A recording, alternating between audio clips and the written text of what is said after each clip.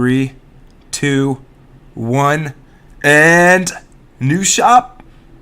Where's the grave? What the heck? I haven't bought it yet. What is going on? Epic? What are you doing?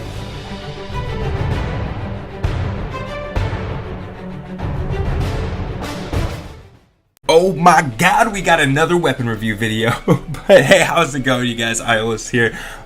Real quickly, just so you guys know, sorry that this video has taken a little bit for me to put out. Things are going to be a little bit slower the next couple weeks because I am studying for a really ridiculous test that kind of determines if I get to stay where I'm at right now. So that's kind of stressful, but don't worry, videos still coming, man. I'll still be doing my thing. But let's get into the Gravedigger. Now, as you guys saw, I had a little bit of trouble getting it from the shop, but it was there. I got it. I just had to restart my game. It was funky, epic. I don't know what you guys were doing, but I got it.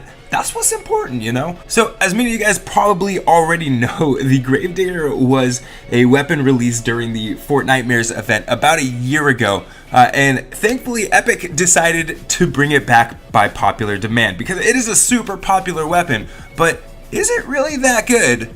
Well, we're going to talk about this, starting with the perks. Now, when it comes to the perks for the Gravedigger, at level 5, you're already getting an element on your weapon, which is really cool. I decided, hey, I'm going to just go with fire because I don't want to spend that re-perk. Fire is solid for right now. Maybe later I'll change it to energy, but I didn't see any need to change that right now. At level 10, it has crit rating. Pretty solid choice there. I'm gonna just keep it at that. Level 15, you end up getting damage to afflicted targets. Now, I would not change this at all, especially because the fixed perk is that it causes affliction. So the increased damage to afflicted targets, prime, you want that, beautiful. Level 20, you get that crit damage, which goes well with that increased crit rating. Those two kind of work side by side. It's fantastic. Level 25, this is the only one where I would consider changing this perk from the default perks that it already comes with. You can either do plus 20% damage or you can increase magazine size. That one I think is really up to you whether or not you want to do more damage per shot or if you want to do more shots per reload. Again, I'd prefer the damage and it costs less re-perk, so I'm gonna just stick with that and use that. Now, if you do want to max this out completely, it takes a lot of different perks. So you're gonna be using 200 of the green perks, 600 of the blue, over 1100 of the purple, and over 1700 of the orange. So that's a lot of that perk up that you're going to be using.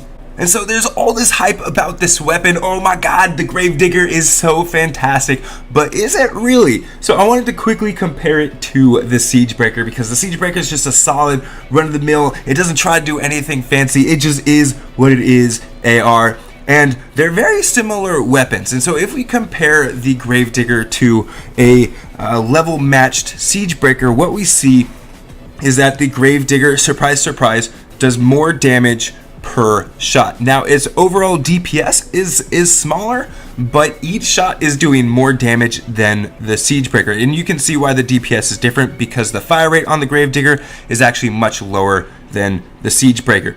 Magazine size is a little bit bigger than the Siegebreaker, but that reload time is also a lot longer. So they end up being very similar weapons.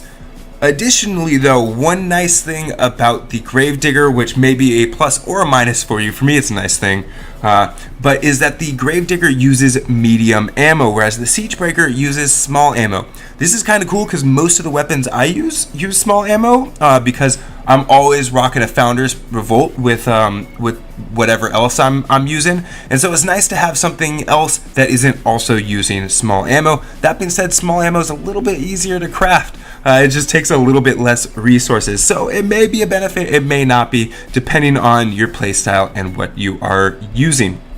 But overall, if you are going to compare it to a Siegebreaker, they are very similar weapons, with the Siegebreaker actually putting out a higher DPS, but per shot, Gravedigger wins. Now, taking it in-game, actually using it, what is it like? Well, when comparing it to the Siegebreaker, in this case, I'm using the Nocturno, it's the same thing, it's just a skin difference. Don't worry about it, it's cool. But comparing these two in-game, they are actually very similar, but not quite the same.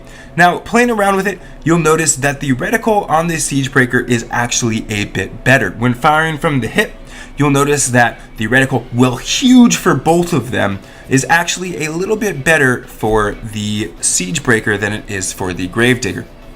The same thing happens if you look down sight. You'll notice again when shooting down sight that the reticle is also a little bit smaller on the Siegebreaker.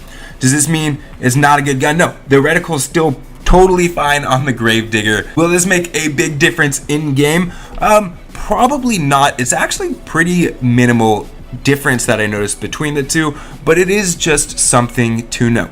In the case of the knockback with the weapon and everything like that, they seemed very, very similar. Distance, the Siegebreaker actually has a little bit better distance drop off than the Gravedigger does, but in terms of just general usage of this weapon, it's fun. I like it. I enjoy it. It's great to have a medium ammo gun, but when it comes down to it, I'm not necessarily inclined to choose the Gravedigger over the Siegebreaker.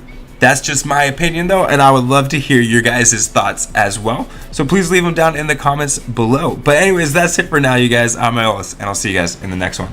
Later.